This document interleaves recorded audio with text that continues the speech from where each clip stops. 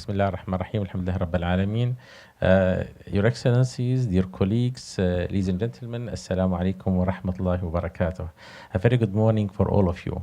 We are very glad to be here in the second day of WISH with 2,000 participants in Qatar, and we are hoping that all the elements and the subjects that are mentioned are valuable things. I believe that I was very glad to be invited from WISH leading team to assure that we consider NCD in the right direction. So I would like to, we have a great guest coming from different backgrounds, and we are hoping that to give a brief for 5 minutes, then we invite them to the stage.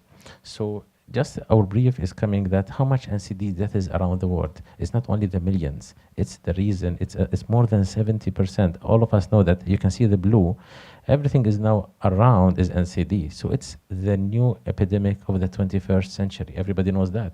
But are we reflecting right? If you see what happened in Ebola, or what happened in SARS, all the world just support with money as urgent, important issue.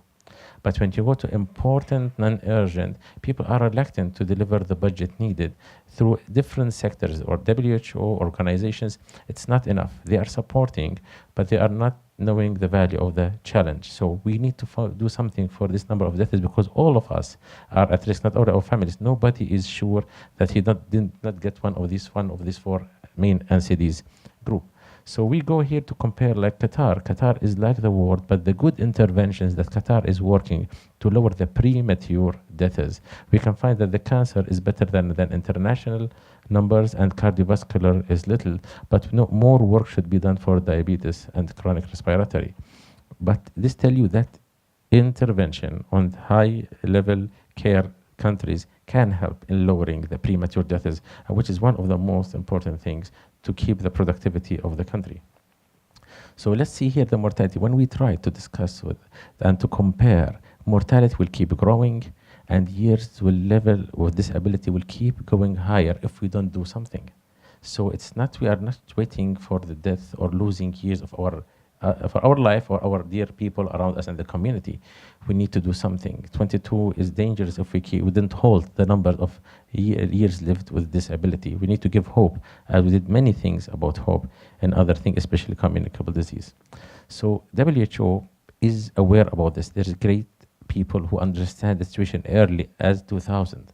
And they try to do things for NCDs, a global strategy, and to work on physical nutrition, tobacco, and alcohol. All things are done. And 2010 was a very important year when we had the United Political Declaration of Prevention and Control of Disease. And this is one of the support the Global Action Plan. And then we have the historical, again, 2030 Agenda for Sustainable Development Goals that have around 9 targets related to NCDs. So I believe that we are on the right direction. Just a comparison for a country, which is Qatar, we can see that health in Qatar, the SDGs is one of the middle advanced. We have a promising country to be one of the countries to achieve all the index, and mainly in health. But we can see here, and that part of our challenge is one of the main challenges, that the hardest element or initial goal that we are thinking about is reducing 25% that is from premature death and NCD. Is the most difficult one, and we are working all the teams in all the country to find a solution. And we think if it's difficult for Qatar, one of the richest countries around the world, so what about the others? What are their chances to deliver this very ambitious target? So we thank the WHO and the teams behind this, that they did a great best buys and to work on around the world, which give you a return on investment. So the question that, although we have these common risk factors and Qatar is working all of them, we still are not sure that we can deliver.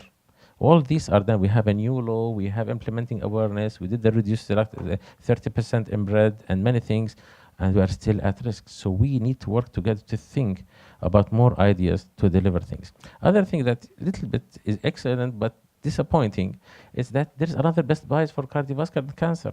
But where are the best buys for diabetes? Where are the best buys for COPD? They are connected to other risk factors, but this is not enough. These are things, but all the world get us only 2 points or something. We need to make the list longer and market it. It need time to agree on it and to market as soon as possible to keep growing on the right direction. And when you ask countries to give us 11 billion, they say, no, this is too much money. They don't understand they will pay 7 trillion if they don't go in the right direction for that. So the language between us and the high authority should be always improved by time. So what are the key messages that we would like to see? Now the world is committed for SDGs. We cannot accept in 2030 less than 2/3 of the world delivering it. So with the world, we should hear all the healthcare more to deliver this. And what are the cost-effective and high-impact interventions? Because I see very great people doing different research and finding some solutions, but they are very expensive. You can't send it to the middle and low-income countries. You need to find something more cheap. And this is the blessing of scaling things, and we want solutions. The strong monitoring system. Some countries, we know, they stopped some of our action plans because they say we are not ready to monitor the system. It's so difficult to what we are doing. So we are hoping by technology, by innovation, we see the right monitoring system that help us to see ourselves like a mirror all the time and fix things as soon as possible. Last thing, we would like to have more technology solutions. There are many technology solutions. Many people approach us for the technology solutions. But these solutions, some of them are finished by big companies like Apple or Samsung. They do it, and we don't need to buy this because it's already becoming free from the big companies. So we need to know in which direction we should go.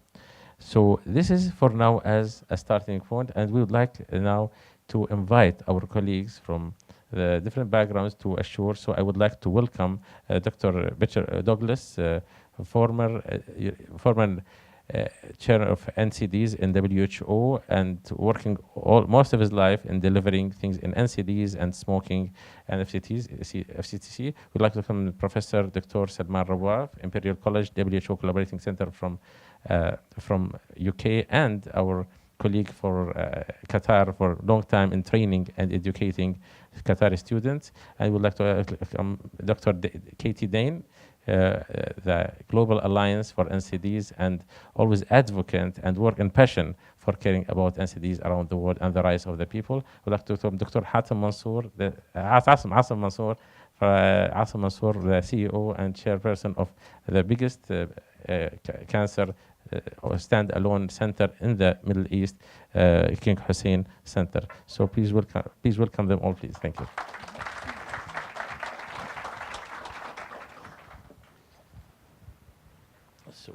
So as we can see, Dr. Douglas, so here we would like to see Dr. Douglas having a strong background around the world, and at the same time working with WHO and other alliances to assure about NCDs. Dr. Salman have a strong background in training and focusing and raising issues in the Middle East and the world about public health and primary health care and the importance in investing in this and not to be forgotten as essential services and the right for everyone. Dr. Katie Dane, as we mentioned, is more working on the alliance and moving all the society for that. And Dr. Hatem Mansour has been looking for many thousands of cases around cancer that have a lot of background NCD. So we would like to start with Dr. Douglas. Good morning, Dr. Douglas. How are you? Morning. Thank you. Mohammed. Yes, thank you. Dr. Douglas, as you've been all this journey in NCDs, and we are here now, what do you believe, where the world stand after 3 years of the SDGs and 2 years from the action plan of NCDs? And what do you think, from your experience, is the next step to deliver a better NCD prevention and protection? Thank you. Thank you, Sheikh Mohammed. There's a lot packed into that question, so let me unpack it a bit. Actually, where are we now? Where with the trends that we can decipher now, where are we heading? And how can the world guide in a better direction to assure that we're going to meet the targets which are being committed to internationally? So simply and a bit sadly, where we are now, we're not as far along on accelerating the NCG agenda as we should be. Certainly since the turn of the century, when NCDs were marginalized in the shadows, were seen as diseases of affluence for only developed countries, we moved along a long ways. As Sheikh Mohammed had mentioned, a major sea change was including NCD, an NCD target for a 1/3 reduction of premature mortality between ages of 30 and 69 for NCDs, but in the SDG agenda, core SDG agenda, and approved in 2015 by the heads of state of the UN General Assembly. But having said that, on the other side of the equation, member states, countries have not really lived up to their commitments. The investments have not been adequate enough. And when we look at the first two high-level meetings on NCDs in 2011 and 2014, some very, very concrete time-bound commitments were made by heads of states and heads of government. WHO packaged those up into what we call progress monitors. So where are governments in implementing the best buys for NCD prevention management, creating sustainable surveillance systems, making sure that there's multi-sectoral whole-of-government approach. And unfortunately, in the most recent progress monitor of WHO 2017, the vast majority, over 2/3 of countries, are lagging far, far behind on what the commitments were made. Also, an interesting endeavor project, the NCD Countdown 2030 working group, which NCD Alliance is part of, Imperial College is part of, WHO, and the Lancet. We published our first paper, a very timely paper in September of this year, that showed, in fact, that only 35 countries for women were on target to reach the NCD 2030 target of SDGs by 2030, and only 30 for men. So really, what we need to emphasize here, and a takeaway, is no country can afford to take their foot off the NCD accelerator at this point of time. And in the third high-level meeting on NCDs that just took place in September of this year, there was consensus that unless there is a major scale-up in action, political commitment in the next 3 to 5 years, the world will miss the SDG NCD target, which I mentioned at the beginning of my conversation. So how can we turn this into how can we turn this into a positive message and guide better where we're going between now and 2030? Well, positively, more positive narrative was a publication by WHO earlier this year called Saving Lives, Spending Less, actually, that modeled the NCD best buys for prevention management of NCDs that were adopted by the World Health Assembly in 2017, and modeled then the application at the highest level, the best practice level of these best buys in the low and low middle income countries in the world, the poorest countries in the world, showing that significant benefits could occur. 8.2 million lives would be saved by a full scale up of these interventions. And also the NCD Countdown paper also showed that if we put our foot on the NCD accelerator with significant action, another 50 countries could be on target for reaching the NCD goals by 2050 for women, and another 35 for men. So how do we catalyze that change? Well, certainly these NCD best buys that Sheikh Mohammed and I spoke about, these are not pie in the sky, some sort of abstract interventions. These are concrete interventions for attacking the major modifiable risk factors for NCDs: tobacco use, harmful use of alcohol, unhealthy diets, physical inactivity, scaling up treatment and management of hypertension, diabetes, also screening and vaccination for major cancers such as cervical cancer, and also, thanks to the third high-level meeting, the addition of very important risk factor, and I see Carlos in the room, air pollution, and also mental health. And I think these were discussed in the other NCD session yesterday, and really important that the best buys from these areas also be scaled up. As I said, they're not pie-in-the-sky interventions. I mean, there are things like raising significantly alcohol and tobacco taxes, which can then raise funds for the next generation, the next wave of implementation of NCD interventions in especially poor countries where the risk of dying from a NCD is twice as much as in a high-income country. And still, for those doubters, there may be a few in this room as well too, but there's always doubters that NCDs are not so important for the core development agenda. Well, the Saving Lives, Spending Less document also showed that the implementation of these Best Buy measures in the low and low middle income countries could be done generally for less than $1 a day per capita per year.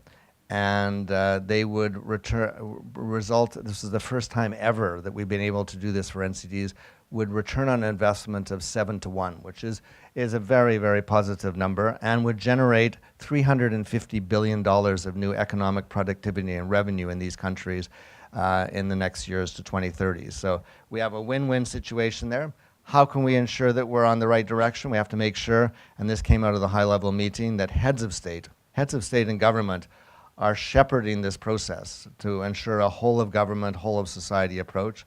We have to make sure that NCD prevention and management interventions are included in the core universal healthcare coverage package. We need to make sure that civil society has a strong voice to keep countries accountable. There is a role for private-public partnerships with the proviso that there are strong conflict of interest and provisos and screening as well too. For example, in the area of unhealthy foods and obesity, reformulation of food by reducing salt, getting rid of deadly trans fats. But again, we have to include that proviso with managing of conflicts of interest. Also, the catalytic funding is extremely important. It's not acceptable that over 70% of the deaths in the world are due to NCDs, and only 2% or less of health funding goes to NCD development work. In closing, we are here. A raison d'etre for us to be here is innovation. This is the Innovation Summit. And so we have to find new ways to do our NCD work. One favorite area of innovation that I like to speak about is the Be Healthy, Be Mobile initiative implemented by WHO and the International Telecommunications Union. I've been involved in this in the last 5 years, harnessing the power of mobile health and communication technology for prevention and management of NCDs. There's almost as many mobile phones in the world as people now, and we've been able to create a number of toolkits, WHO and ITU, M tobacco cessation, M cervical cancer, M diabetes, scale these up at a national level, mainly in developing countries. Very good results. For example, over 2.1 million persons were enrolled in India in the M tobacco cessation program with very good quitting results. So innovation all the way. And I think my closing quote, Sheikh Mohammed said we should have a quote, is I'm cautiously optimistic that we're on the right track, but with the proviso that we cannot take our foot off the NCD accelerator. Thank you. Thank you, Dr. Thank you, Dr. Thank you.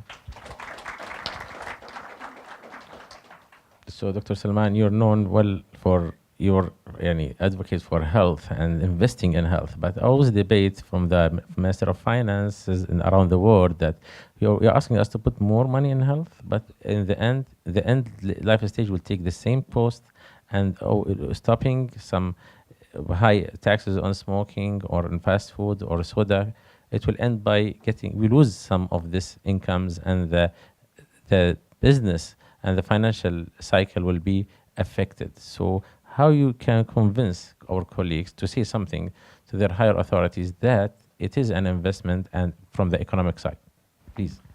Well, good morning, everyone. Thank you very much, Sheikh Mohammed. Thank you very much indeed for the introduction and this, to me, most complex question in medicine and public health.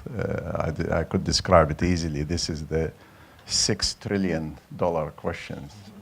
And I don't know how much in real. You must multiply it by 3 point something, I think the driver for investment is coming from the cost of the disease itself and the burden of disease.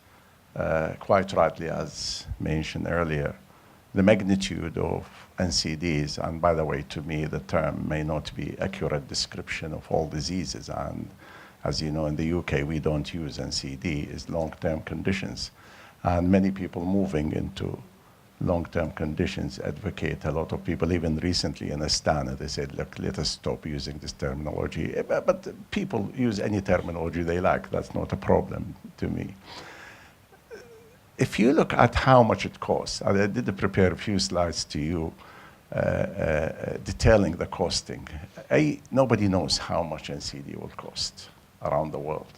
And even individual countries where huge research were conducted, you know, the direct and indirect cost of NCDs to the individual within a family context, to the workforce, i.e., and companies employing people with NCDs, the cost of mortality, the cost of morbidity, the cost of intervention and treatment, the cost of capital investment.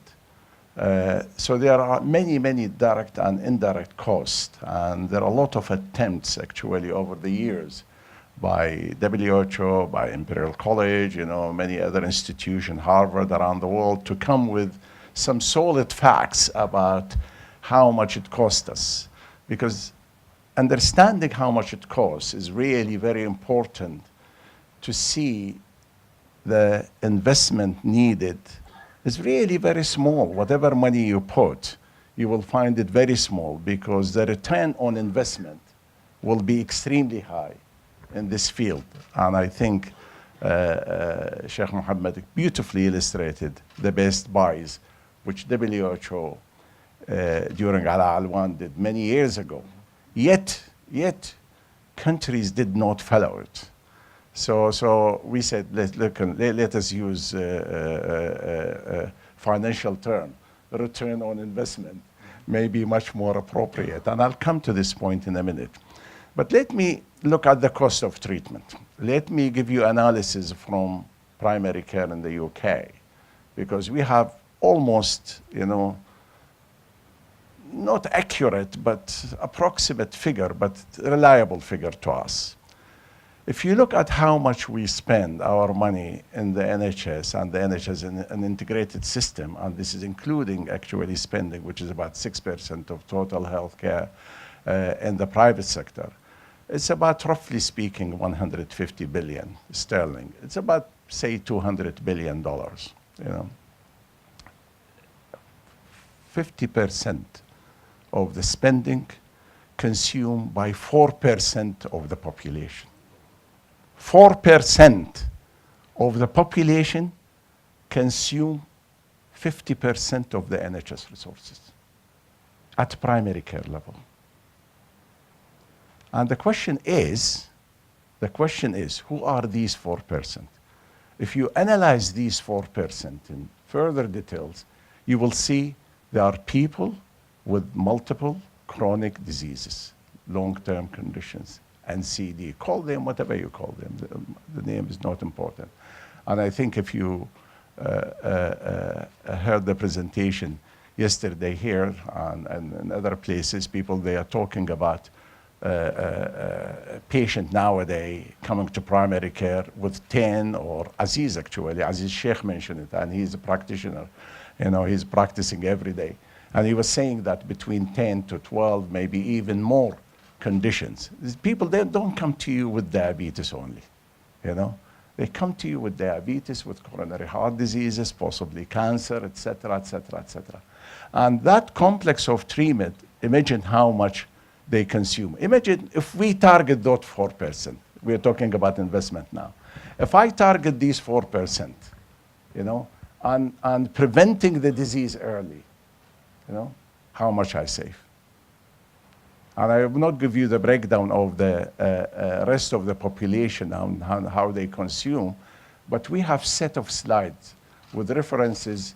I'm more than happy through Maha to distribute it. Anyone wanted this slide will be available to you. I actually prepared it. Last but not least is the issues of how to tackle that, how to move forward. I totally agree with all the steps which you mentioned, But there is something missing here. Yes, we have to innovate. Yes, we have to invest not only in financial resources and money, but also in technical expertise and preparing the right manpower or workforce, call it whatever you call it, you know. But we have also resources which we are not using today. We have resources we didn't develop yet. And these resources called the primary care. If we don't strengthen primary care today, if we don't bring the public and private sector primary care under one umbrella, we continue to waste resources. So there is no point in investing when the current resources is wasted. Why? Because we have pathetic policymakers in many countries around the world. That's quote, my quote, I want you to remember it. And that quote is repeated in Astana about 4 or 5 times. Thank you very much. Dr. Dane, we always appreciate your work about caring about the Alliance for NCD and moving the people and awareness through the globe about awareness. We have a challenge in awareness because we have a lot of passionate people here. I know them well. They want to make life better for people. They want to aware about NCDs. But we are confused because they have different ideas to approach awareness. And each one asks for support to make the awareness in the way he believes it's right. So there's a lot of passion, less proper planning. So we would like your guidance. What did you find is very important in awareness through the public, and what are the most achieved or successful methods? Thanks for the question, and thank you for the invitation to be part of this panel. Before going on to awareness, I just wanted to pick up on a couple of the themes that Doug had mentioned at the beginning there, because obviously we're a couple of months out from this big UN high-level meeting on NCDs that we had all been working for many years, and as Doug mentioned, it's the third high-level meeting that we've had. I wanted to provide a couple of quick reflections from a civil society perspective of what that high-level meeting meant for where we are in terms of the NCD response, and then I'll move on to the awareness question. For us, there were really kind of 5 main takeaways from the high-level meeting, which I think are really important in thinking through where we go next on NCDs. And the first one, which Doug already mentioned, is the fact that the big message for the high-level meeting was the fact that countries are off track. More than half of all countries are off track to meet SDG 3.4 by 2030, and actually a small number of countries are actually going backwards. And what's really important in terms of that message is that it's not just low middle income countries that are going backwards, it's actually some high income countries that are going backwards as well. So that was a really important frame for the high level meeting, the fact that there's been many different global strategies and targets, as you mentioned at the beginning, but little action on the ground and insufficient action. I think the second really important kind of takeaway from the high-level meeting was the fact that we're now shifting from a 4x4 approach to NCDs, which is the 4 big diseases, the 4 risk factors, which have obviously really focused awareness-raising efforts around the world, to a 5x5 approach. And that now includes mental health, as well as air pollution causing 7 million deaths every year, very much equivalent to tobacco in terms of the deaths it causes. So that, again, is an important shift when we're talking about NCDs to be aware of. The third and perhaps more depressing takeaway that we had from the high-level meeting is that obviously the formal outcome of those meetings is a political declaration that all governments agreed to. And I think this nicely builds upon your last comment about not enough strong policymakers around the world making hard decisions. Because actually, if you really analyse that political declaration, which is the third that we've had and are obviously very difficult to negotiate with 194 governments reaching consensus, there's actually very little new in that political declaration that you can really celebrate. I would say that there's very little in terms of new time-bound commitments that governments have made. So in terms of moving things forward, I think it's questionable that the high-level meeting really did that. The fourth, slightly depressing, again, takeaway that we had from the high-level meeting was I know. I'm sorry. I'll move into the positives in a minute. But the fourth, main takeaway was the fact that there are absolutely no new resources going into this issue. At many other high-level meetings for HIV/AIDS, there was the Global Financing Facility replenishment last week, which raised $1 billion, really importantly, for women and children's health. We had a world gathering on NCDs, and we had an important commitment from the Russian Federation for $1 million for the UN Interagency Task Force, which was fantastic. But $1 million for NCDs, the number one killer around the world and cause of morbidity. There's a real disconnect there. And then the final takeaway that we had from the high-level meeting was the fact that the next one is now scheduled for 2025. That's 7 years from now. The previous high-level meetings, we had a window of 3 or 4 years in between. An important time for governments to be making progress and then to be coming back to the UN to be reporting on that progress and to be renewing commitments. We've now got 7 years, which is a long time to be keeping the momentum up. And obviously, as civil society, that's one of our main focuses. So going on to the question that you asked about kind of awareness raising, this is obviously one of the key parts of what civil society does. We at the NCD Alliance, which is this huge network of 2,000 organisations in 170 countries, bringing together all of the very broad community of NCDs. We always say that the role of civil society is around 4 A's. It's around advocacy, so raising political momentum and commitments around the issue. It's around raising awareness, particularly with the community. It's around improving access, because many civil society organisations around the world actually deliver services on the ground for people living with NCDs and those at risk. And then the fourth A, which is a kind of new area, I think, for civil society, is accountability. It's holding governments and the private sector to account for what they're doing in terms of NCDs. We all know that our governments are fantastic at coming to these UN meetings and saying these fantastic strategies and policies that they have been doing. But actually on the ground, that it's a fairly different story quite often. So we as civil society are often, playing that kind of, that accountability watchdog role. In terms of that A, the awareness raising piece, this is a critical part of the prevention part of NCDs. And obviously we as civil society play an important role as being a conduit to the community. And so we're able to really raise awareness. Culturally specific is so important in terms of when we're talking about awareness raising efforts on non-communicable diseases. And as has already been mentioned, no one goes to a doctor and says they've got an NCD. So the actual term NCD in terms of awareness raising is quite challenging. But what people do go to the doctor with is diabetes, is cancer, is cardiovascular disease, it's stroke. So obviously at the community level, awareness raising is so important in terms of raising the profile of the risk factors, the shared risk factors, as well as, the different kind of what people can be doing to make healthy choices. And there's many different ways that this has been done through, for example, working with community leaders, religious groups. And I don't think it's any surprise to anyone the fact that the best buys that Doug mentioned at the beginning, actually 3 of those best buys focus on mass media campaigns around raising awareness around physical activity, reducing salt, and reducing tobacco. So mass media campaigns are key. But my final point would be to say that we can do awareness raising until we're all blue in the face. But it will only go as far as it can unless we've actually also got in parallel public policies by governments to promote healthy environments that people are living in.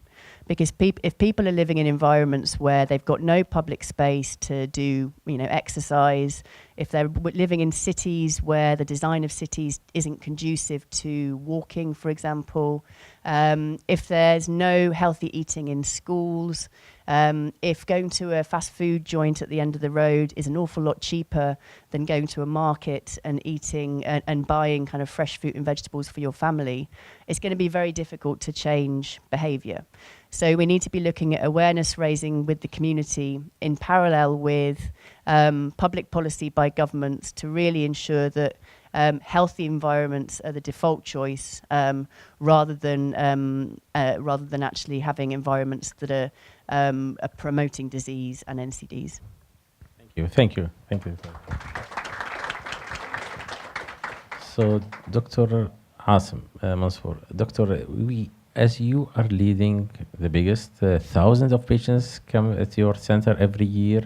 Many of them you have direct contact with them, and how many of them you feel sad and you wish to come back in time and give them the right advices so they don't have this cancer because you believe it's related to NCDs? How many cases had recurrent cancer after you achieved successfully and they came back to you because they didn't change their lifestyle? So we'd like to get your experience, what happened and how we can start fixing the problem from the root. Okay, thank you, Sheikh Mohammed. Assalamu alaikum. Actually, you asked the right question. To give you just a number, more than 65% of Jordanian adult males are smoker. More than 25% of cancer cases in Jordan are related to smoking. Obesity is responsible for 7% of cancer cases in Jordan. There's a study by my colleague, Dr. Firas, I think it's been published or will be published soon, comparing the outcome of treating lung cancer in patients who quit smoking comparing to those who continue to smoke. And the outcome and the difference was significant. Actually, in our part of the world, despite we bear the majority of burden of the NCDs, our health systems are ill prepared. This is why, because we start from the wrong place, I think.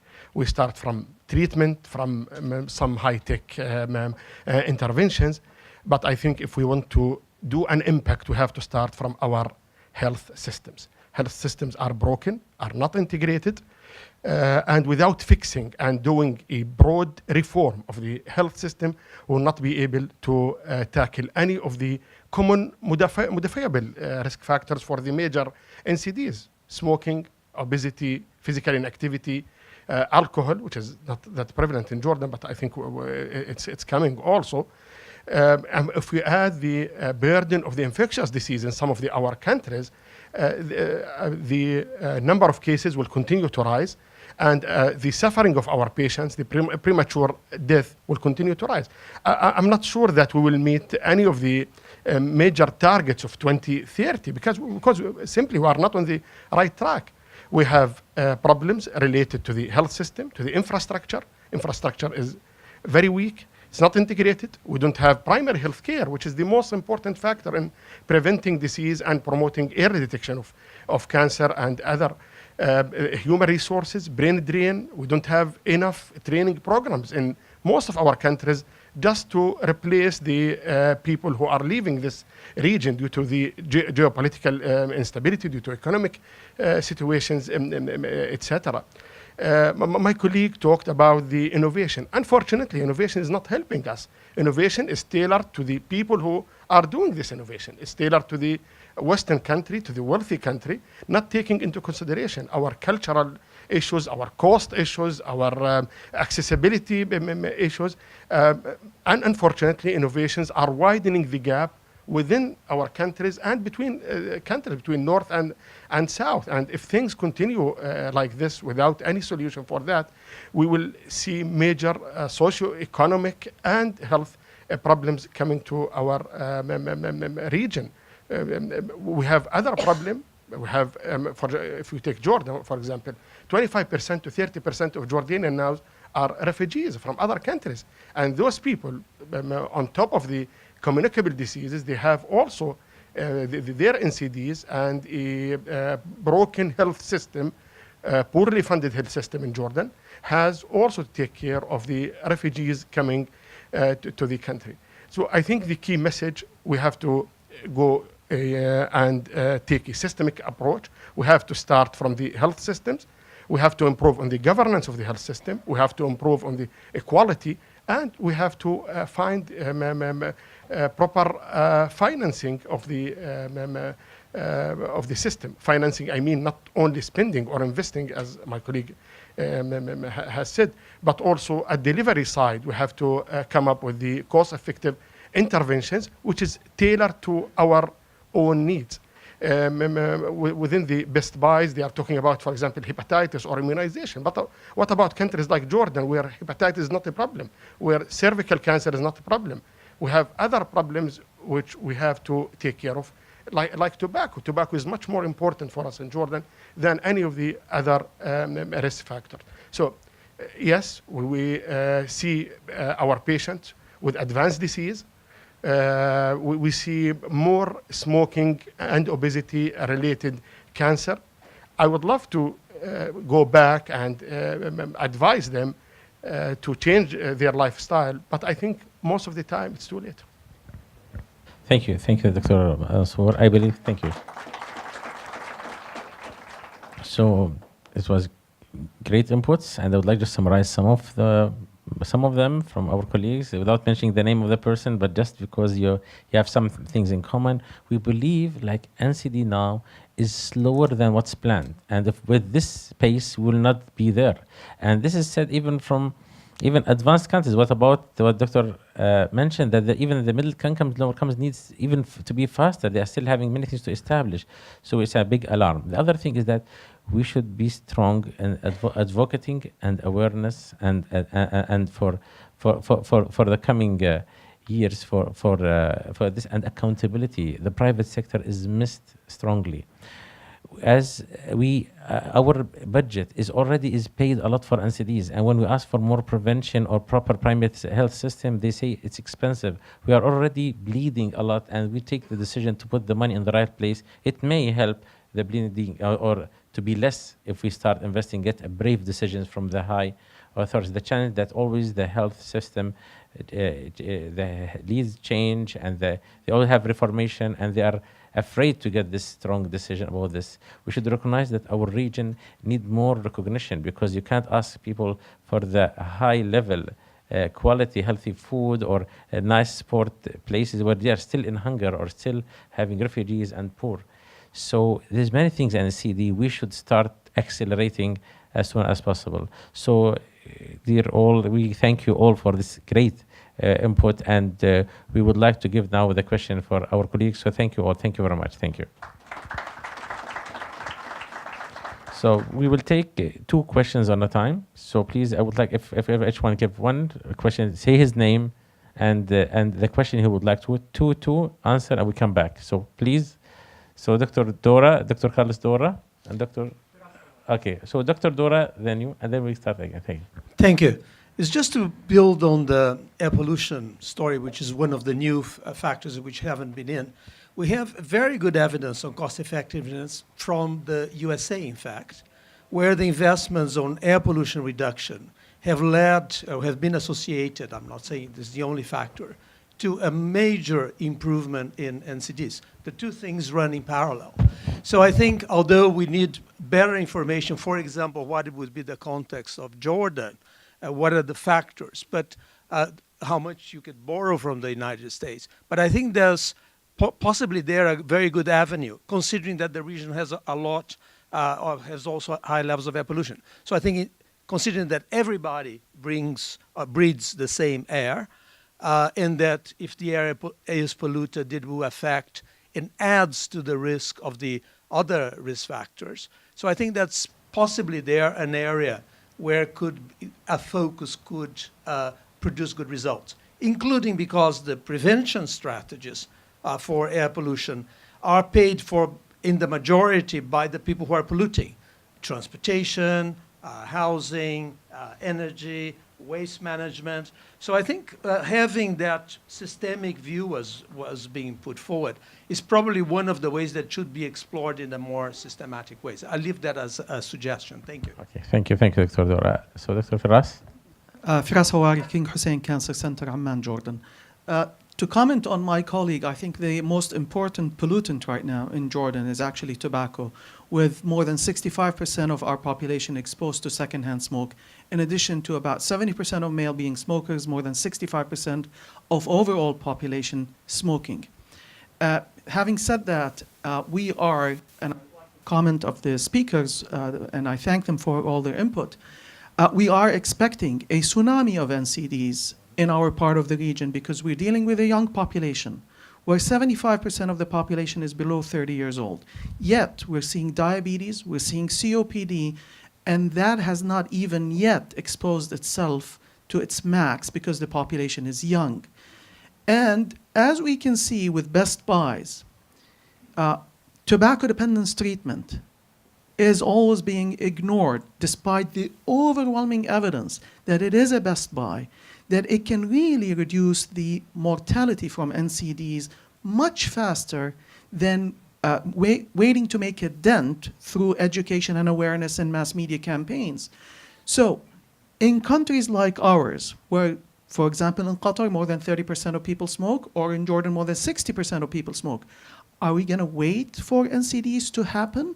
Or should we take the majority of the population right now that are smokers and treat them and provide treatment for them, and include that in our best buys that is continuously and continues to be ignored from health policy, which raises the question, who's making those decisions again? Thank you again. Thank you, Dr. Faraz. Thank you. So we take two questions from this side, and then we take two from this side. So Dr. Buka, and Dr. Okay, so Dr. Buka first. Thank you, Pekka Puska, Finland. Sheikh Mohammed, thank you very much. This has been a great session. There's been so much progress in the NCD area since we in Finland and in some other countries started the NCD work. Now we have very strong evidence base. We have very good strategies. We have the leadership from WHO, and we have the UN political support. But what the problem is really the implementation gap. I mean, if we could implement even part of these good strategies, the NCD situation would be much better in our countries and globally. So there is amazing disconnect between political decision making and the strong evidence. We heard about the UN political declaration. I wonder how many members of parliament in the world have even heard about the political declaration. So I think my question first is to the NCD coalition. How could we influence more policy making, not just presenting the arguments, but there are many other methods to influence political decision making. And if I may, another question perhaps to Douglas Betcher. This NCD is a global mass epidemic, and we need a mass action. One of the problems is that most of the work that we're doing is just recommendations. We have very little binding instruments. The FCTC is a fantastic binding instrument. In the environmental area and climate area, we seem to have more binding instruments. How could we kind of develop more binding instruments globally? Thank you. Thank you. So, Doctora, first, then we can answer. So, Doctora, please. دكتورة أمال اليحيى, Tobacco Control, Kuwait. I would like to, it's a question based on what Dr. Asim have said regarding the link or the gap, depending on who is speaking, between the innovations in health and the control of the NCDs. Now, from my point of view, working in public health for long and depending a lot of my work for the awareness, I would see that the new innovations, the mobile health, the applications, the use of the social media platform is so important to raise awareness, but it comes at a lower cost compared with national programs. Because you establish it once, the reach is more, so probably the message will be conveyed more, especially that some of us have spent years and years working to raise awareness, but the impact on the NCD prevalences are not. Yet, we have this challenge of convincing the decision makers to adapt or accept the use of the innovation simply because they are new, simply because they are changing frequently, simply because they cannot be put into the evidence-based medicine that we all would like to adopt, or this is the policies, or this is the culture within our health systems. So how can we answer that? Some people, they don't think that it would work. From my point of view, I think it can be cost effective, but implementation is not as easy. Thank you. Thank you, Dr. Amal. So we come back to the panel. Would like to start replying, please. I will answer different questions at the same time. For the pollution question, I agree with you. Actually, most of the risk factors for NCDs lie outside the health sector.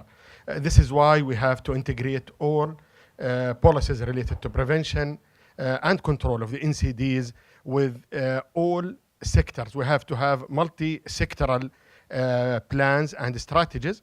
Whenever we are talking about poverty, we are talking about pollution, we talk about any of the areas, which is agriculture, education. I think in these all areas we have to integrate or to have an element of the prevention and control of the NCDs. For the colleague talking about strategies lacking implementation, I don't think we can call a document a strategy if it does not have a implementation arm. I think what we have, for example, from cancer control, from many plans that I'm aware of, I think that only very few in the world that qualify to be called cancer control plans or strategies, because they lack basic elements of being a plan or strategies. They don't have goals, they don't have objectives, they don't have directions, they don't have financing, and they don't have implementation tools. So exactly. Exactly. For the innovation, some of the innovation will be helpful, but I don't think that nowadays they are reaching the people in need. I'll touch upon two questions. Firstly, the one from the King Hussein Cancer Centre in terms of, I completely agree in terms of needing to focus a lot more in the early years rather than actually just purely focusing on the kind of 30 to 70 years in terms of reducing risk. I mean, I think we've always been talking in NCDs about the need for a life course approach, but actually, you know, implementing a life course approach means understanding the evidence about the fact that much of NCDs are actually triggered as early as in the womb. So ensuring that, you know, women are going into pregnancy healthy. The first 1,000 days of when a child is born is so important. And also the adolescence age is so important in terms of learning new behaviours, whether it's, you know, smoking, alcohol. So those are kind of windows that I don't think we're harnessing enough. And as you say, in a region like this, they're so important to make sure that we're focusing earlier than perhaps purely focusing in the adult years. To go to Pekka's fairly difficult question about, you know, how can we try and influence policymakers more to address the implementation gap that you mentioned. I've a couple of ideas. I think one idea is that we could be actually leveraging parliamentarians a lot more in terms of NCDs. In other areas of global health and development, you've got these fantastic parliamentary networks on issues around the world. They're really bringing together parliamentarians at the country level as well as at regional and global levels. There's something like that for diabetes, but I don't think we've managed to get a broader NCD kind of coalition of parliamentarians. I think the other part of it in terms of influencing policy at the country level, which builds upon your comment just now, is the fact that we're all so focused on influencing the Ministry of Health. And that's obviously important, and we need to be influencing the Ministry of Health. But I wonder how many of us in this room have talked to our ministries of finance or have been talking to our ministries of trade. Because actually ministries of health are critical, but they're the ones that we need to be getting to focus on NCDs, and it's a very different message that we need to be using to be talking to those different ministries as well. And I guess my third kind of, you know, suggestion in this very big question would be working in coalitions at the country level. And we're seeing this more and more from a civil society perspective. When we were created, you know, almost 10 years ago, I don't think we ever dreamt that we would have 55 national and regional NCD alliances formed over that 10-year period, which we have now. And we've got a really strong regional EMRO alliance in this region as well, which is fantastic.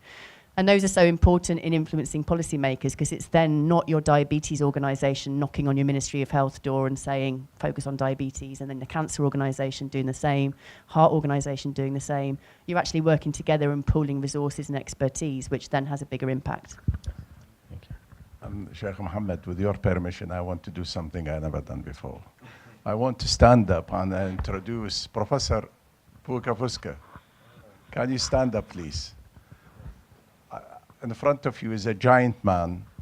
I think he is the man who started the whole concept of NCD in the world with his project, Tinkerila project.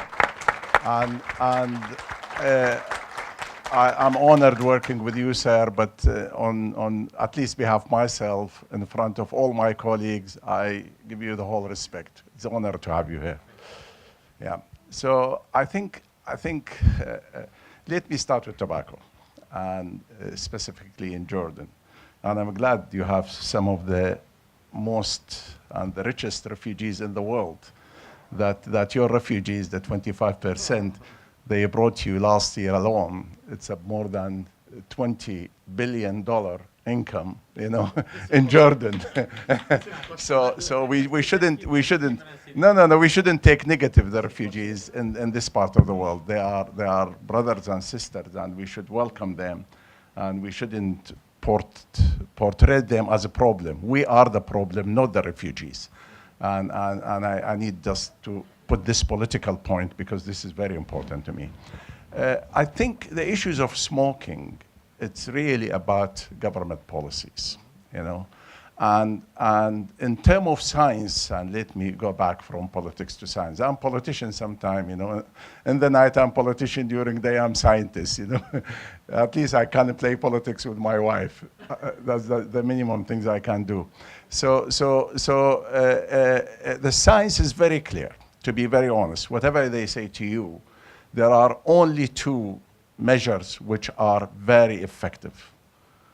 One is the fiscal measure, i.e.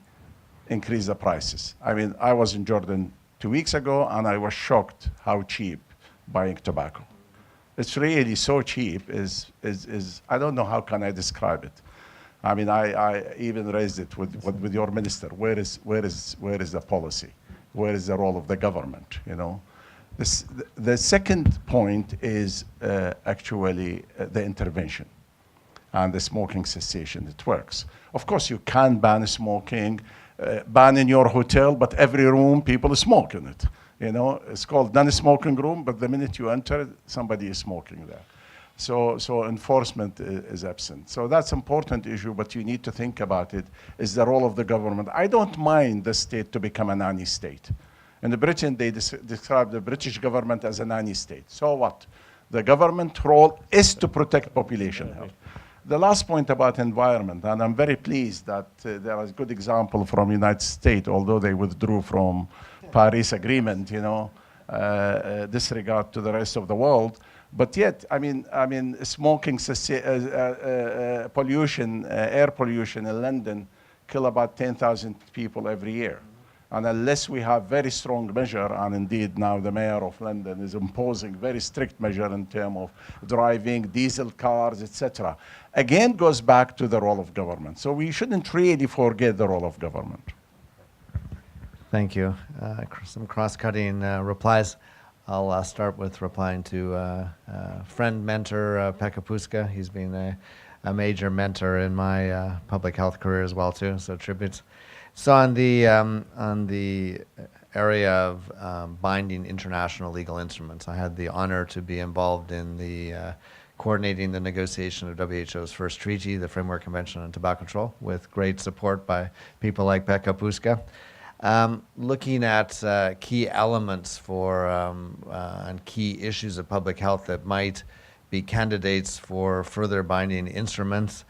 Certainly, there are certain of the topics that we've discussed here that have an appropriate transnational regulatory component as well too.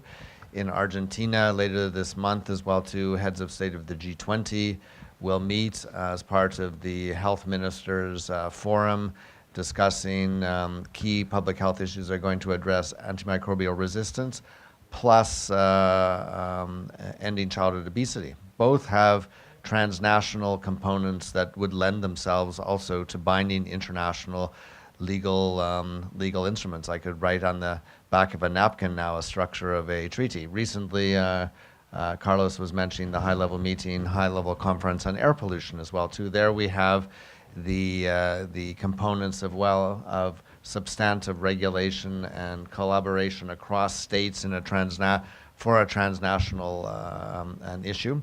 Again, there we need to find some sort of political sweet spot as well too, where heads of state, people like Pekka, who are in parliaments as well too, that have the public health consciousness as well too. They're going to give the political backing, and that's always very uncertain. Certainly, the Framework Convention has shown on tobacco control has shown great impact. It still has a long ways to go yet. Then I was going to briefly mention a couple of the other comments that be made vis-a-vis the risk factors and the issues that we've been discussing here as well too. I think it's very important, it's certainly very important to the new Director General of WHO, Dr. Tedros, to work out of silos. Many of the diseases that are facing the world, the MDGs were implemented in a very vertical fashion.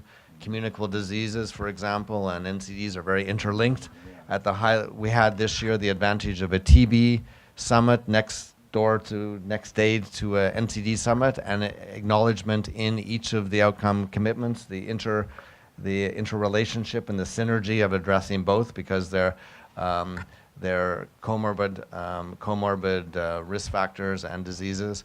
The whole area of air pollution, ambient air pollution, 600,000 deaths of children due to exposure to pollution, 900,000 deaths due to exposure of indoor smoking as well too. So again, we need to be able to work more together and synergistically rather than speaking in silos and working in silos. And that will also make the case for stronger international action, including on international instruments such as referred to by Pekka. To close, the Be Healthy, Be Mobile initiative I was talking about for mHealth, we had a very excellent, and thank you to the Qatar Foundation for supporting the Train the Trainers cessation workshop, tobacco cessation workshop before this meeting. Before the conference. I always refer to in our Empower package of cost-effective measures for tobacco control. Unfortunately, the offering help to quit cessation is still the orphan. But here we have we talked about costs of these types of interventions. We've shown that with the Be Healthy, Be Mobile initiative that it's very cost-effective to scale up these packages in developing countries. We're in Senegal with M diabetes, we're in Zambia with M cervical cancer, M tobacco cessation in multiple developing countries, also high-income countries. Soon, I think we're going to move into Qatar as well too. We have an agreement to apply, and this region we're also moving.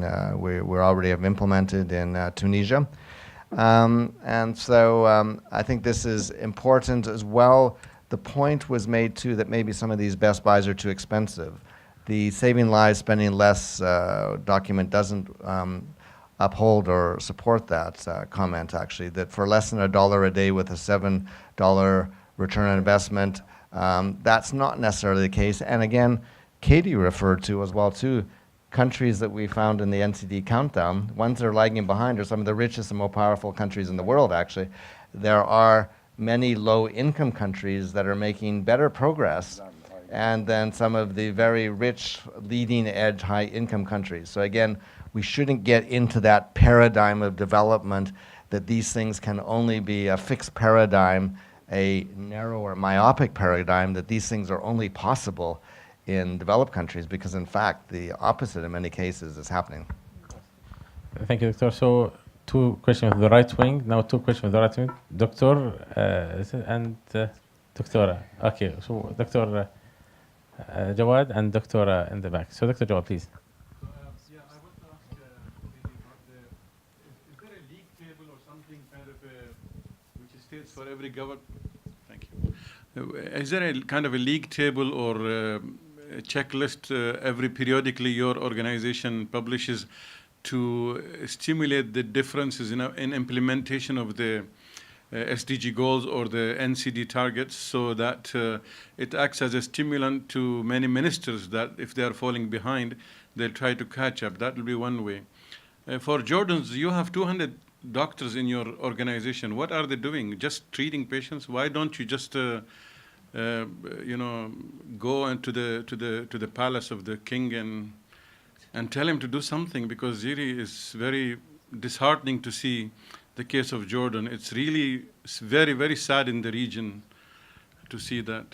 There is absolute total lack of political commitment in Jordan. I have never seen any country with total lack of, even Lebanon, which they are hardcore smokers, they have better implementation. Slowly. than What that. about Jordan? Jordan is doing a great job. No, they are doing maybe great job in other NCDs, but with regard to smoking, there's just a hopeless case, in my opinion. They should do more. They are not hopeless case, but they will do more. Okay, so Doctor, okay, we should challenge the interviewer, but not to make him upset. So okay, Doctor, please. He's representing his country, Good morning, Annette Kennedy, President of International Council of Nurses and Commissioner on the NCD Commission. It's simple. Healthy people make healthy economies, and that's a responsibility of government. It's not just a responsibility of health, it's a responsibility of every department in government. And the sooner we stop saying health, the sooner we'll have healthier economies. And we talk about health promotion, we talk about investing in primary care, but we've paid lip service to it all over the years. We keep throwing money at hospitals, and what is it doing except bringing more people, allowing them to live longer, allowing them with more comorbidities of health. And we're not doing anything about primary care. Yet we know that if we invest in primary care and with health promotion, health prevention, early assessment, screening, and that will make a huge difference right across. But we don't talk about that. In the next couple of years, by 2030, we're going to be 40 million health workers short. We don't talk about that either. 9 million of those are nurses. Yet if we invest in the health workforce, we invest in the economy. So I think it's time we started asking governments to be accountable. Thank you, Dora. Thank you. So, thank you. Okay, thank you. So another third question, because there's many raising hands here. Okay, so Dr. Hanan, please. Thank you, Dr. Mohammed. Many of you have talked about how difficult it is to prevent NCDs and to raise awareness in the most stable of populations and ones where the Ministry of Health is very well functioning and government institutions in general are very well functioning. So you can imagine that this is 10 times more difficult, at least, in refugees and displaced populations, and this is what our region now has a lot more of. And to add to that is what you were saying, Katie, about early life conditions and how they put you at risk for NCDs later in life. So put those two together, and it seems to me like, again, we have a second tsunami coming.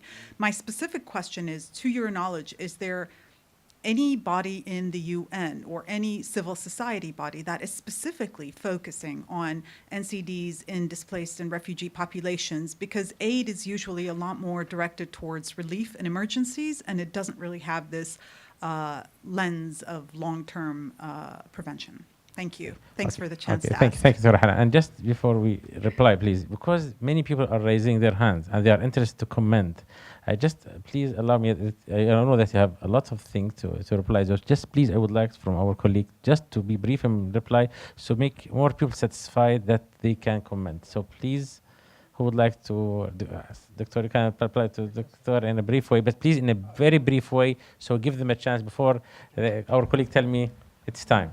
Okay, I'm not, I don't want to be in a position to defend my country or my institution, but you must be naive if you think that it's as simple you go to somebody, even he's the prime minister or king, and tell him you have to do this. This is movement within society, and to change the culture within society, this is the most difficult. You have to work on different aspects. You have to go work with the legislation, but on the other side, you have very strong tobacco companies. They are also armed with all their lobbying mechanism. There are people supporting them, etc. Actually, at King Hussein Cancer Center, we took a decision. This is a young institution. We have to tackle cancer from all aspects, from prevention to palliative care and home care. And prevention, we've chosen exactly tobacco. Our tobacco or cancer control office is working on behalf of the whole country on promoting smoke-free, on lobbying with the parliament and government to increase the price on tobacco, to work on strategy, real strategy for tobacco, etc. You can talk after the session with Dr. Firas, who is leading this effort. Yes, thank you, Dr. And you keep brief, please. Yes, show us your chance, please. I'll keep it very short. So to the question over there in terms of do we produce kind of a ranking of countries? This is what we did for the first time with the NCD Countdown initiative that Doug mentioned earlier. And it's a collaboration between NCD Alliance, WHO, Imperial and the Lancet. And the first paper very much focused on progress towards SDG target 3.4, so mortality. And there's a website to go with it which actually ranks countries. Because obviously WHO has their hands tied to an element of actually being able to rank countries, but obviously we as civil society can be a little bit more robust about it. So yeah, and then going to the question about refugees and displaced populations. To my knowledge, there's a working group convened by UNHCR on NCDs and humanitarian settings, which is fairly new. It's been around for kind of 2 or 3 years, I would say, which brings together the main actors to look at NCDs in refugees and IDPs. But I would say, just as a kind of general view, is that I still think the humanitarian sector is very early in thinking how to address NCDs, because obviously the health issues have been historically much more focused on infectious diseases and malnutrition and that sort of thing. So I think there's a long way to go in that. I think I'm not going to answer colleagues' answer. Not everybody should answer. Very briefly. Just about Jawad. I think Jawad raised a very important point. The role of health professionals, doctors, nurses, and others, in terms of putting influence on government. I think this is what you meant. Beautifully phrased it, but this is what you meant. And I think I remember when our chief medical officer meeting with the Prime Minister, and he's the advisor to all ministers in the cabinet, actually, not only Department of Health. And Tony Blair did not agree to impose total ban on smoking in the UK. Very simple. He said, no, we have to have exemption and this and that, etc. He left the meeting, and I was the director of public health in Southwest London. And in a meeting with us, he said, I'm resigning. And he wrote to the Prime Minister, I'm resigning. If not a total ban imposed in the way we have drafted, I'm resigning. And resignation of chief medical officer is highly significant in the UK because it's never happened in history of the UK, And immediately the Prime Minister accepted that. That political pressure, based on professional knowledge and our abilities in understanding communities, the need of communities, should be used effectively. And I think this is what Jawad meant. Okay, thank you, sir. Thank you. So, it's called courage. We need more courage in our area. So simply and very shortly, the NCD emergencies work, it is primordial, it is developing. WHO is the secretariat and chairs the Secretary General of the UN's task force on NCDs. There's something like 30 UN agencies part of this. And WHO has been producing an NCD prevention and management package for internally displaced persons, migrants, refugees, in conjunction with UNHCR and the International Organization on Migration. But again, as far as implementation, investment, it's a very primordial stage. Just one comment as well, too. I agree with ICN 100%. I mean, we have to be in the era of bankrupting health systems, heavily tertiary-oriented, downstream type of health systems. We need to focus just for the lifeblood and the survival of health systems and people-centered upstream primary health care, including prevention and management of NCDs. Okay, thank you, Doctor. So just questions. So we take from Dr. Roberto, Doctor, and Dr. Elsie. So please, one by one. Thank you. Roberto Bertolini from the Ministry of Public Health here in Qatar. I agree with all the comments made and all the considerations, but I think there is an issue here. I mean, in the perception of the people and also in the policymakers, there is still the idea that NCD prevention, maybe it's an issue that is solved by personal choice. personal behavior, individual behavior. Of course, I mean, air pollution is something different, but the rest of the things are dominated by this narrative. And there is not enough energy in showing that we need to intervene and making the healthy choices easier, as we said. So intervening at the level of regulations, price policy, taxation, and so forth. And I would like to emphasize also that the resources problem is very high.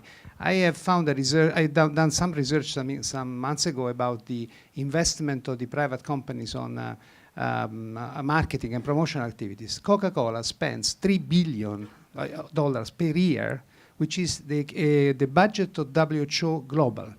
So, and I think only for marketing. So I think we have these giants in front of us, and I think we have to change the narrative, talk about the importance of making the healthy choices easier with all the different instruments that we have, and also give more resources to public health, because that's the main problem in my view. Thank you. So, Dr. Thank you very much. Just want to Dr. follow up, thanks, Sheikh, on what Dr. Roberto just said. So we need to work with private sector. They're at the supply side, particularly when you're addressing the risk factors relating to healthy eating. So we need to work with them. You can work only so much on behavioral change at the individual level. Absolutely agree, you need to engage other stakeholders, particularly government other than Ministry of Health. I love the idea of engaging Ministry of Trade, of course, because you need to engage with policymakers, perhaps in the WTO network, to widen the exception for public health to liberal trade. So agree with that, thanks. Okay, thank you, Tor. So Dr. Elsie? Dr. Elsie? Thank you, Dr. Sheikh Mohammed, and to the panelists. I'm Elsie Dumit with Deloitte Healthcare Consulting, formerly Technical Officer Project Specialist at Pan American Health Organization, Regional Office for the WHO for the Americas. I wanted to kind of jump on Dr. Hanan's question and ask you about complex humanitarian settings, people undergoing forced migration, refugees, IDPs, settings in which NCDs, chronic diseases, and mental health kind of become the neglected topics. What are your suggestions, I guess, to kind of push governments to get more involved, I guess, or who would be responsible for these people? Because UN and international organizations have strained resources, and a lot of host countries are closing their borders, or wealthier countries are no longer open to welcoming these migrants and refugees. So what would your suggestions be as to who should be responsible and how to kind of push people to get more involved? Thank you. Thank you very much. I think we have a chance to comment and ask questions. So now, because we need to conclude, they are pushing me, and I am pressure now. So I would like everyone to give us his last comment after he gets the 3 questions and his last comment to be able to remember him with the concluding decision. Please, so Dr. Douglas, comment just. So I'll focus on Roberto Bertolini's comment as well too, and certainly I had emphasized that public partnerships are important, but we really need to look at the commercial determinants and conflicts of interest as well too, and balancing and ensuring the best outcomes. And certainly through the whole negotiation of the WHO Framework Convention on Tobacco Control, I mean, the whole idea of referring to tobacco and related diseases as lifestyle behaviors or lifestyle diseases was completely rejected, because this is just totally what the verbiage of the tobacco industry. So I mean, certainly within WHO, and I think in a large part of the public health community and the NCD community, this notion of lifestyle diseases, individual behavior being responsible for the adverse outcomes has been rejected for a long time, and certainly it was a recurrent point in the negotiations of the Framework Convention. And likewise, in addressing necessary partnerships, as I mentioned, for addressing the obesity epidemic, ending childhood obesity, modifying, reformulating foods to reduce trans fats, eliminate trans fats, and reduce other saturated fats, reducing salt reduction, salt consumption.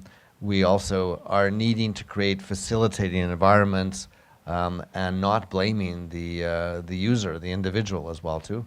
Likewise, I mean, we need certainly to advance the NCD agenda, private-public partnerships with the pharmaceutical companies, but again, the same rules need to be put into place as well too. So I couldn't agree with you more, but I would say that this is not an argument or a debate that's just starting now. I mean, this has been, this permeated the entire negotiation of the Framework Convention on Tobacco Control. And my concluding remarks would be just to reassert that we cannot take our foot off the NCD accelerator. We need to forge forward.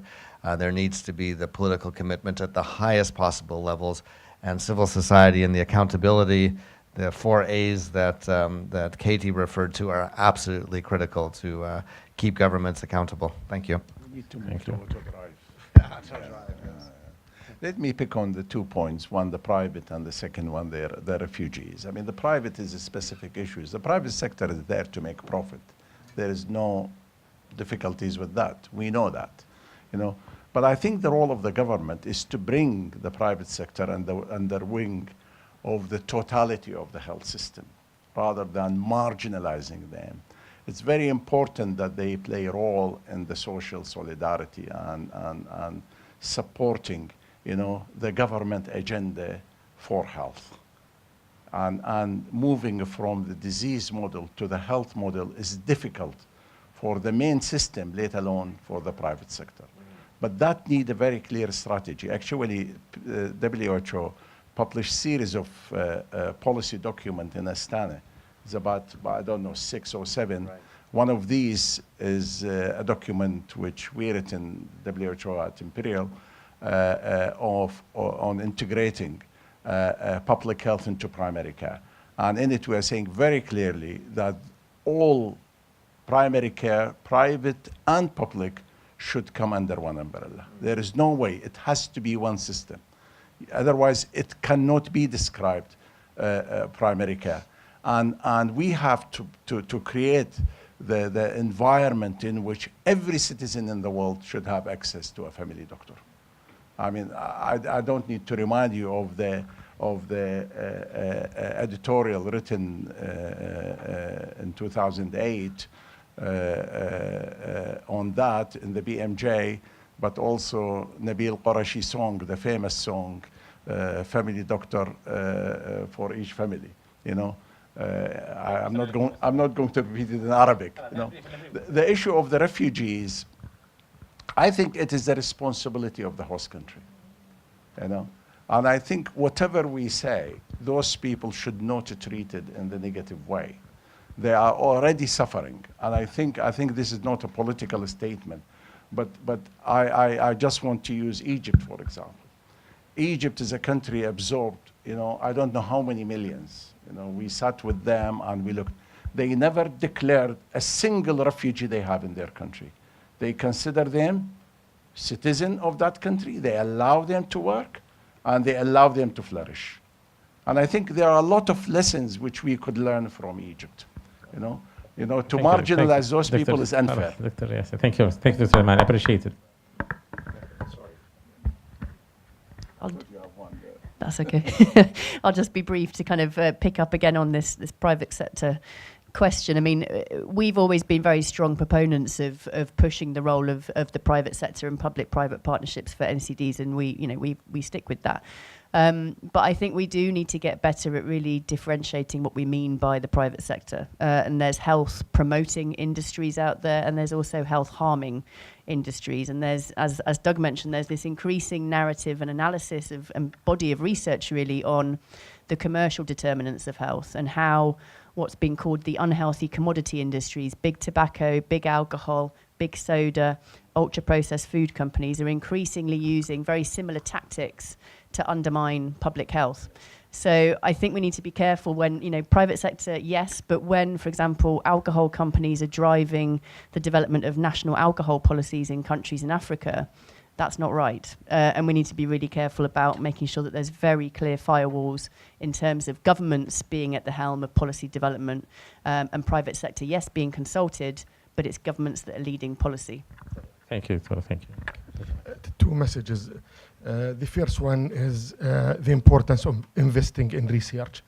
in a time where we face multiple transitions all happen at once, I think we need to invest in behavioral, epidemiological, and health system research.